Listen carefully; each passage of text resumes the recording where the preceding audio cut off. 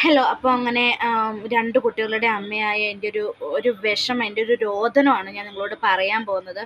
അപ്പോൾ നിങ്ങളും ഈ സെയിം അവസ്ഥയിലൂടെ കടന്നു പോകുന്നെങ്കിൽ നിങ്ങൾ ഈ വീഡിയോ അധികൃതർ അവർ കാണുന്നത് വരെ നിങ്ങളൊന്ന് ഷെയർ ചെയ്യണം കേട്ടോ. എൻ്റെ ഈ രോദനം എനിക്ക് ഏറ്റവും കൂടുതൽ പ്രകടിപ്പിക്കാനുള്ളത് കൊച്ചി ടി വിക്കാരോടാണ്.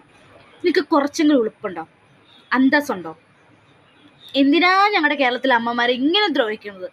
ഇങ്ങനെ പ്രാന്ത് പിടിപ്പിക്കുന്നത് എന്തിനാ? നിങ്ങൾക്ക് ഈ ബാലവീർ അല്ലാതെ വേറെ ഒന്നുമില്ല ഇടാൻ? ഒരു 10-15 ദേവതമാരും അതിനൊരു ചോട്ട ബാലവീറും, അതും പോരാഞ്ഞിട്ട് ഒരു മഞ്ജുമാനും അവരുടെ ഫാമിലിയും മാത്രം.